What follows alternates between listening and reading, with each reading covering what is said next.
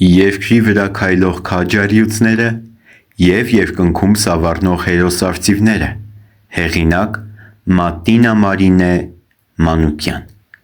Նորիկ Զավենի Սարգսյան։ Ապրիլյան պատերազմի անմահ հերոս։ Նորիկը ծնվել է 1996 թվականի սեպտեմբերի 26-ին Գեղարքունիքի մարզի Երանոց գյուղում։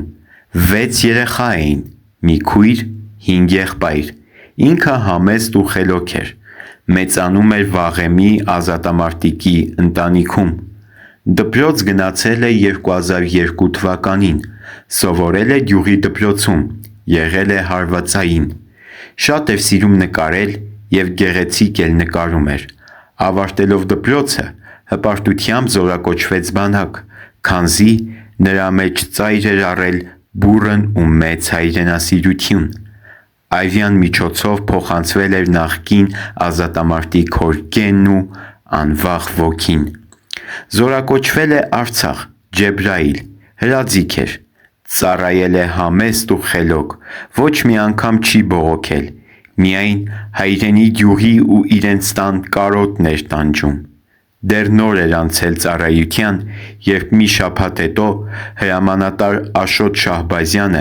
զանգել է նրա ծնողներին և հիացմունքով խոսել նրա մասին, շնորհակալություն հայտնել այդպիսի զինվոր դաստիարակելու համար։ Մարտի 1-ին տուն էր եկել, որը եղել է վերջին անգամը։ Խեղճ հարազատներն ինչ իմանային, որ ամբողջ կյանքում մնալու են կարոտ իրենց որդուն։ Երբ սկսվեց ապրիլյան պատերազմը, մեր հերոսը մի տարի 4 ամսվա ծառայող էր։ Դիրքեր էր բարձրացել հենց այդ օրը՝ ապրիլի 1-ին։ Տանեցիների հետ խոսել էր նախորդ օրը՝ մարտի 31-ին, հարազատներին ասելով, որ բարձրանում է դիրքեր, հետո կզանգի։ Այդպես էլ հարազատները մնացին նրա զանգին սպասող։ Պատերազմի գույժը տարածվել էր, հասել Երանոց գյուղ և մտել Սարգսյանների տուն։ Անհանգիստ էին բոլորը, մի լուր էին ուզում իմանալ իրենց խելոք ու համեստ Նորիկից, բայց Նորիկը չէր պատասխանում զանգերին։ Մինչդեռ նույն ժամին Ջեբրայիլում նա իր զինակիցների հետ մարտնչում էր քաջաբար։ Ապրիլի 1-ի լույս 2-ի գիշերն իր զինակից ընկերների ու հրամանատար ավագ լեյտենանտ Աշոտ Շահբազյանի հետ հսկում ու պահպանում էր իրենց պաշտպանության տակ գտնվող դիրքը։ Հանկարծահաս սկսվել է հրետակոծություն և իրենց է սկսել մոտենալ թշնամու բազմաքանախումբ ադրբեջանցու քողի տակ թաքնված թուրքական Գորշ գայլեր կազմակերպության վայրագազանները, որ թմրադեղի ազդեցության տակ են եղել։ Բայց հայի խրոխտ ոգին առանց որևէ թմրադեղի է միշտ խրոխտ և արթուն, ու մինչև վերջին փամփուշտը կռվել են նրանք,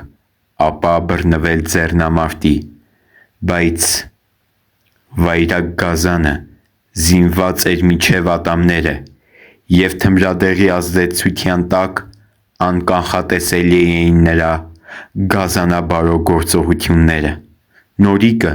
ստանալով նահանջի հրաման, իր հրամանատարին Աշոտ Շահբազյանին մենակ չի թողել, կողքին է մնացել մինչև վերջ, ապա հայտնվել է շրջափակման մեջ, իսկ հետո հավերժացել հրամանատարի հետ։ Նրանց հետ հավերժի ճամփան են բռնել նաև ավագ հրաձիգ Արթուր Գևորգյանը, նռնակաձիգ Ազատ Սիմոնյանը, դիպուկահար Գրիգոր Հարությունյանը և սերժանտ Արման Անդրեասյանը, որից հետո թշնամին գերեվարել է մեր քաջերի անշնչացած մարմինները և խոշտանգել։ 8 օր անց, ապրիլի 11-ին, Կարմիր խաչի միջնորդությամբ մարմինները հետ են հանձնվել հայկական կողմին։ Փառք մեր հերոսի, նրա հզոր հրամանատարի և նրանց նույնքան խրոխտ զինակից ընկերների հիշատակին։ Քույրը՝ Աննան, ասում է. Երբ իրենք վերջին անգամ նրա մոտ են եղել, նա իրեն մի փամփուշտ է տվել, որը սիրով պահում է նա։ Հաճախ է խոսել նրա հետ, հարցրել դպրոցից, դասերից ու կարոտով և սիրով է լսել միակ քրոջ ցանկացած բառը։ Փառք ու խոնարհում մեր հերոսի հիշատակին։ Նա հետմահու պարգևատրվել է արիություն մեդալով և Արցախի կողմից և Հայաստանի Հանրապետության կողմից, ապա հայրենիքի պաշտպանություն մեդալով։ Նրա հիշատակը հավերժ վառ պահելու համար գյուղում նրա անունով հուշաղբյուր կա, որ ամեն անցորդ խմի այդ սառնորակ ջրից և փառք տա մեր անձնազոհ քաջի հիշատակին։ Դպրոցում էլ կա նրա անունը կրող դասասենյակ։ Մեր քաջին երբեք բացակա չենք դնի։ Փառք ու խոնարհում նրա հիշատակին։